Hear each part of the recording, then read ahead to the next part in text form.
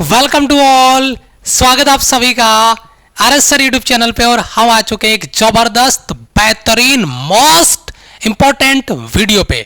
Video होगा 8 से 10 minute का, लेकिन अगर आप तैयारी कर रहे हैं air force, navy, ICG, army, NDA, CDS की, तो ये वीडियो आपके लिए बहुत इंपॉर्टेंट होने वाला है। इस वीडियो में मैं दो चीजें आपको क्लियर करूंगा। पहला, ये वीडियो आपको पूरा देखना होगा। और कोई बच्चा ये सोच रहा होगा कि सर ये इसलिए कह रहे हैं कि मैं पूरा वीडियो देखूं तो सर को बहुत ज्यादा अर्निंग हो जाए, बहुत ज्यादा बेनिफिट हो जाए। तो पहले मैं यहीं पे क्रॉस क्वेश्चन कर देता हूं, ये वीडियो आपका मोनेटाइज नहीं है, इस पे कोई ऐड आपको नहीं मिलेगा। दूसरी बात, इस वीडियो में जो इंफॉर्मेशन आपको दी जा रही है, अगर आपको वीडियो के लास्ट तक ये फील हो कि हाँ यार ये गलती मैं कर रहा था, आगे से इसको मैं सुधार करके जो सर मुझे बता रहे हैं उस वे को फॉलो करूंगा और मेरा पेपर निकल जाएगा, अगर ये आपको रियलाइज हो तो इस वीडियो के बाद में आज से आपकी स्टडी की प्लानिंग, चाहे वो कॉन्सेप्ट की हो, चाहे वो प्रैक्टिस की हो, चाहे वो सेल्फ रिवीजन की हो, जो मेथड मैं आपके साथ डिस्कस करने वाला हूं वो आप अप्लाई करेंगे। तो ये दोनों प्रॉमिस अगर आप करने के लिए तैयार हैं तो ये वीडियो आप कंप्लीट देखिए। स्टार्ट करते हैं। सबसे पहले कुछ डिस्कशन थंबनेल के साथ में कर लेते हैं ताकि आपको थोड़ा सिनेरियो क्लियर हो। यहां पर अपन सिलेक्शन की बात कर रहे हैं आने वाली आपके एग्जाम्स के लिए। अब आपका जो भी एग्जाम हो, चाहे आप एनडीए को टारगेट कर रहे हैं, सीडीएस को, आईसीजी को, एयरफोर्स को, जो भी आपका आने वाला एग्जाम है उसके लिए। यहां पर फर्स्ट डे की अगर मैं यहां पे बात करूं, जब आप प्रिपरेशन स्टार्ट करते हैं तो बिल्कुल ये मस्त मौला अंदाज में कि हाँ ये पेपर तो मैं निकाल ही दूंगा, लेकिन बहुत ज्यादा नहीं, महीने, 1.5 महीने, 2 महीने की तैयारी के बाद में, अब तैयारी आपने कितनी की है उसके बाद में आपको लगता है कि अभी मेरा एग्जाम है, फाइनल डे है, और फिर आपके दिमाग में एक सवाल आता है कि अब एक दिन में मैं इसको कैसे कवर करूं या कैसे इस पे वर्क करूं कि मेरा पेपर निकल जाए। उसके बाद में एक वर्ड मैंने डाला है, रियलिटी ऑफ स्टूडेंट्स। जी हाँ, मैं उसी रियलिटी की बात इस वीडियो में करूंगा, लेकिन स्टेप टू स्टेप। सबसे पहले चलते हैं, मुझे तैयारी करनी है जिस भी एग्जाम की, और उस एग्जाम की तैयारी के 3 पार्ट। ध्यान से सुनना बच्चे, ये वीडियो बहुत ज्यादा इंपॉर्टेंट होने वाला है, गौर से सुनना, अपने आप को लिंक करके। ये नहीं कि ये वीडियो मुझे 10 मिनट सुनना है, लिंक करते चलना है कि मैं क्या कर रहा हूं और एक्चुअल में मुझे क्या करना चाहिए। तो अगर आपको सिलेक्शन की बात अगर आप कर रहे हैं किसी भी एग्जाम को लेकर, तो उसके 3 पार्ट हो गए। एक चीज, जो भी सब्जेक्ट है आपके उनके कॉन्सेप्ट को क्लियर करना, दूसरा फिर उसका प्रैक्टिस करना, और तीसरा फिर उसका सेल्फ रिवीजन करना। क्या आप इस बात से एग्री कर रहे हैं कि पहले मुझे कॉन्सेप्ट पढ़ना चाहिए, प्रैक्टिस करनी चाहिए और सेल्फ रिवीजन करना चाहिए? अगर ये तीनों चीज आप कर रहे होते हैं तो आपको, मुझे नहीं लगता कि कहीं तकलीफ, कहीं दिक्कत, कहीं समस्या हो सकती है। लेकिन आगे बढ़ूं मैं मुद्दे पे, जो सिलेक्शन फॉर्मूला आपका है जिसको लेकर आपका सिलेक्शन हो सकता है, उसके तीनों इंपॉर्टेंट पार्ट, ये एक आपका एक इक्वेशन मान लीजिए बन गया है कि कॉन्सेप्ट, उसके बाद में प्रैक्टिस और उसके बाद में सेल्फ रिवीजन। मैं आपको चीजें क्लियर करूं कि जब बच्चा प्रिपरेशन स्टार्ट करता है, ध्यान दीजिएगा, मैं थोड़ा आपको आगे लेके जाऊंगा और उसके बाद में बैक लेके आऊंगा। जब बच्चा प्रिपरेशन स्टार्ट करता है तो बच्चे को गोल यूं चुटकियों में क्लियर होने वाला नजर आता है कि अभी लो, बस 2 महीने में मैं एयरफोर्स का पेपर निकाल देता हूं, मैं 2 महीने में एनडीए का पेपर निकाल देता हूं। तो जब वो स्टार्ट करता है, कॉन्सेप्ट पढ़ता है, बहुत इजी है सर, पेपर फोड़ के रख देंगे, ठीक है।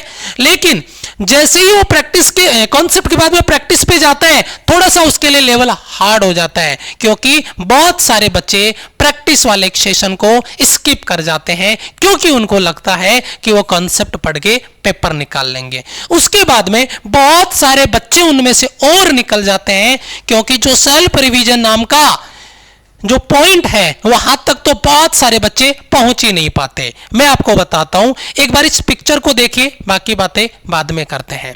ये भाई साहब हैं और इन्होंने स्टडी स्टार्ट करी है और ये कह रहा है कि ये बहुत इजी है, I will do it tomorrow, मैं इसे कल ही कर लूंगा। किसको देख के बोल रहा है?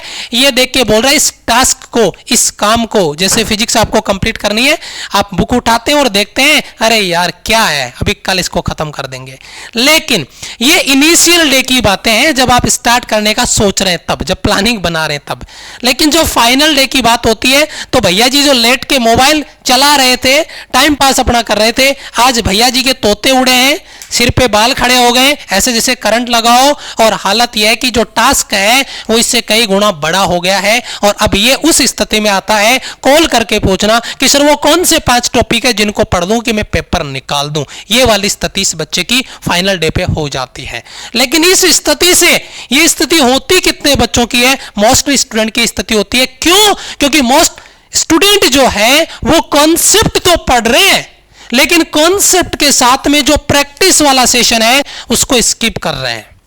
अगर कर भी रहे हैं तो कभी कर रहे हैं, कभी नहीं कर रहे हैं। ध्यान दीजिएगा, क्या जिस लेवल पे डेली बेसिस पे आप कॉन्सेप्ट पढ़ रहे हैं, क्या उस लेवल पे डेली बेसिस पे उसी टॉपिक का अगले दिन प्रैक्टिस हो रही है? 2 दिन बाद में क्या उस टॉपिक की प्रैक्टिस आप कर रहे हैं? बहुत सारे स्टूडेंट इस रेस में बाहर हो जाते हैं।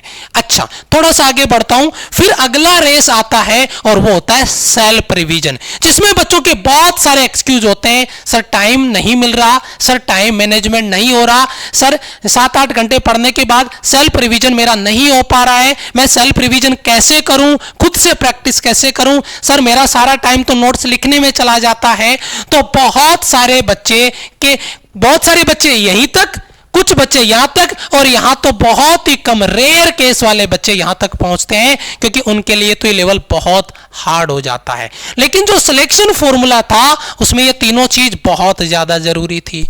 तो बहुत ही कम बच्चों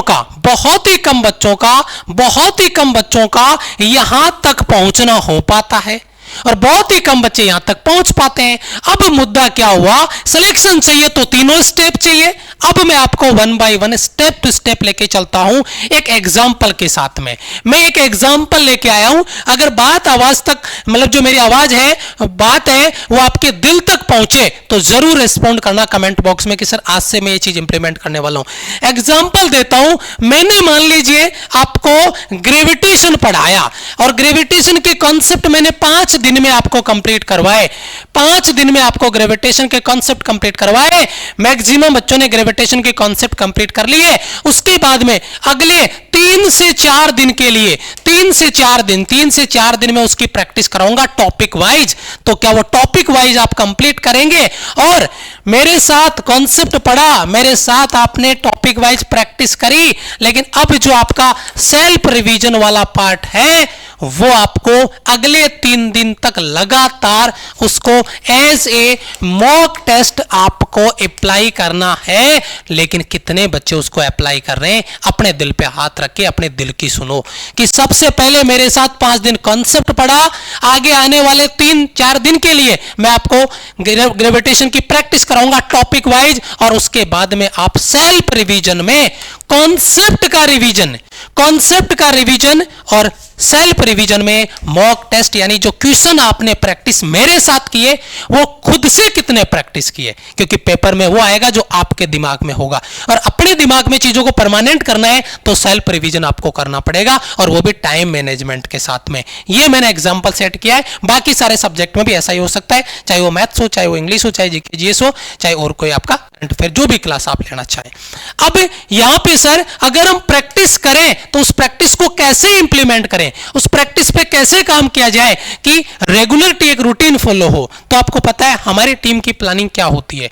हमारी टीम की प्लानिंग होती है कि पहले दिन कॉन्सेप्ट पढ़ो और अगले 2-3 दिन में उसका प्रैक्टिस करो। इधर कॉन्सेप्ट आपका कलेक्ट होगा 2 दिन का, फिर अगले 2 दिन उधर उस कॉन्सेप्ट की प्रैक्टिस चलेगी। जैसे कॉन्सेप्ट को आप प्रैक्टिस में लिंक कर पाएंगे और उसको परमानेंट सॉलिड लेवल पे तैयार कर पाएंगे। उसके बाद में बारी आपकी आती है सेल्फ रिवीजन की। लेकिन पहले मैं प्रैक्टिस की बात कर लेता हूं। तो प्रैक्टिस आपको पता है हमारी कॉन्सेप्ट क्लासेज यूट्यूब पे होती है, और बहुत सारे बच्चे प्रैक्टिस क्लास पे नहीं पहुंचते हैं क्योंकि वो ये सोचते हैं कि मैं फला बुक से सॉल्व कर लेता हूं, मैं वहां से सॉल्व कर लेता हूं। लेकिन आपको पता है डिफेंस में अगर अपडेटेड कंटेंट की बात करें तो अगर मैं बात करूं एयरफोर्स, नेवी, आईसीजी, इनकी तो बुक ही नहीं है जो प्रेजेंट टाइम में पेपर का लेवल आ रहा है, आसपास में भी नहीं है। लेकिन फिर भी बच्चे को लगता है कि मैं यहां तैयारी कर रहा हूं, मेरा पेपर निकल जाएगा। बहुत बड़ी गलतफहमी में बच्चा जी रहा होता है। 2, 4, 5, 10 सवाल सॉल्व कर लेता है और उसको लगता है कि मैंने ग्रेविटेशन कंप्लीट कर लिया। लेकिन ग्रेविटेशन के कम से कम 100 क्वेश्चन जब तक आप सॉल्व नहीं करोगे तब तक आपको ग्रेविटेशन का पूरा लेवल लेवल क्लियर नहीं होगा। तो प्रैक्टिस क्लास आप हमारे साथ डेडिकेटेड टॉपिक वाइज प्रैक्टिस में जुड़े। अगर आप एयरफोर्स नेवी आईसीजी आर्मी की तैयारी कर रहे हैं तो टॉपिक वाइज वाला प्रैक्टिस जुड़े। फिर आपकी हमारी बहुत जल्दी हम आपको मिक्स प्रैक्टिस भी देने वाले हैं, लेकिन टॉपिक वाइज में इस बैच में जाके आप प्रैक्टिस करें। अब बहुत सारे बच्चे इसको स्किप कर रहे होते हैं, बहुत सारे बच्चे इसको मिस कर रहे होते हैं, उनको लगता है कि मैं प्रैक्टिस करके सेटिस्फाई हूं। लेकिन बेटा जिस लेवल पे हमारी प्रैक्टिस क्लासेज यहां पर पोल रैंकिंग, लीडरबोर्ड, नेगेटिव मार्किंग के साथ में जो टाइम मैनेजमेंट आपको फ्रेम करके हम देते हैं वो एग्जाम में पेपर निकलवाता है। आपको आते हुए भी पेपर अटेम्प्ट नहीं कर पाओगे अगर आपके पास टाइम मैनेजमेंट नहीं है। और ये हमारे एप्लीकेशन की मतलब विशेषताएं हैं, प्रॉपर्टीज है, इस तरीके से आपको तैयार करके देगी कि आपको टाइम मैनेजमेंट की आपको हैबिट लगेगी, आदत लगेगी, स्पीड से क्वेश्चन सॉल्व करने की। अगर आप एनडीए सीडीएस के लिए हैं तो ये वाला बैच आप ज्वाइन करें और यहां पर तैयारी करें। सारे सब्जेक्ट का कंप्लीट सिलेबस का ये बैच है जिस पे अपन काम कर सकते हैं। अब आता है बच्चे का सेल्फ रिवीजन। अब बच्चा क्या करता है सेल्फ रिवीजन में, बहुत सारे बच्चे अपने कॉपी पेन लेके नोट्स को छापने में लग जाते हैं। उधर कॉन्सेप्ट की क्लास करिए 1 घंटा, फिर 1 घंटा उसका प्रैक्टिस नोट्स छापने में लग जाते हैं और वो फिर एक्सक्यूज बनाते हैं कि मेरे पास टाइम नहीं है, मैं प्रैक्टिस नहीं कर सकता। सर सेल्फ रिवीजन के लिए तो टाइम बच ही नहीं रहा। अगर टाइम नहीं बच रहा, सेल्फ रिवीजन नहीं हो रहा तो आपके नोट्स, आपकी तैयारी, आपका कॉन्सेप्ट सब धरा का धरा रह गया, क्योंकि अपना पेपर नहीं निकलने वाला। क्योंकि जब तक खुद से प्रैक्टिस नहीं, किसी भी धुरंधर से पढ़ लो, आप पेपर नहीं निकाल सकते। क्योंकि पेपर में दिमाग आपका चलेगा न कि टीचर का, और उसके लिए जरूरी है कि खुद से प्रैक्टिस करो, खुद से टाइम आप निकालो। सेल्फ रिवीजन, उसके लिए आपको टाइम मैनेजमेंट करना पड़ेगा। और उसके लिए जो टाइम मैनेजमेंट आपको हमारी टीम देती है वो देती है कॉन्सेप्ट नोट्स का रिवीजन। 15 मिनट मैक्सिमम, 1 घंटे की क्लास को फटाफट 15 मिनट में आप याद कर सकते हैं, रिवाइज कर सकते हैं। और 15 से 20 मिनट में आप जो टीचर के साथ 1 घंटा मॉक टेस्ट लगाते हो उसको 15 से 20 मिनट में रिवीजन कर सकते हो, क्योंकि वो सॉल्व किया हुआ है टीचर के साथ। जो सवाल क्लास में नहीं आया था उसको ढंग से आपने सॉल्व कर लिया, आपका डाउट क्लियर हो गया और बाकी सवाल आपके पहले से तैयार थे, तो जल्द से जल्द आपका मॉक टेस्ट हो गया। तो ये मॉक टेस्ट वाला बैच जो है ये सिलेक्शन में सबसे अहम किरदार निभाता है। और यह है आपका टाइम मैनेजमेंट का सबसे बड़ा हथियार, जहां पर आपको टाइम मैनेजमेंट के लिए पोल रैंकिंग, लीडर बोर्ड के साथ में एग्जाम पैटर्न पे आपको मॉक टेस्ट मिलेंगे जो यहां पर हम दे रहे हैं। अब एयरफोर्स नेवी आईसीजी वाला बच्चा इसको ज्वाइन करेगा और एनडीए सीडीएस वाला बच्चा है वो नोट्स बैच। प्राइस दोनों का सेम है लेकिन बैच दोनों अलग अलग है, तो आपको उसको ध्यान में रखते हुए ज्वाइन करना है, बैच को उल्टा पुल्टा ज्वाइन नहीं करना है। अब अगर यहां तक आपने वीडियो देखा है और कोर्स से रिलेटेड कोई भी डाउट, कोई भी इंफॉर्मेशन आपको चाहिए, दिए गए हेल्पलाइन नंबर पे कॉल कर सकते हैं। और एक बात का वादा अब मैं आपसे कमेंट में चाहता हूं कि ये जो सिलेक्शन फॉर्मूला है, मुझे ये वाला बच्चा नहीं चाहिए, मुझे ये वाला बच्चा नहीं चाहिए, मुझे ये चाहिए जो इस सिलेक्शन फॉर्मूले को इंप्लीमेंट कर रहा है और वो आज से इंप्लीमेंट कर रहा है। और अगर ये वादा आप पूरा कर रहे हैं तो एक बार कमेंट में लिख के जरूर जाना। कमेंट पढ़ूंगा तो मुझे भी अच्छा लगेगा, मैं भी अपने आप को मोटिवेटेड फील करूंगा। ये वादा आप कमेंट में जरूर लिख के जाएंगे। थैंक यू सो मच, मिलता हूं आपसे नेक्स्ट वीडियो में, तब तक के लिए जय हिंद, वंदे मातरम।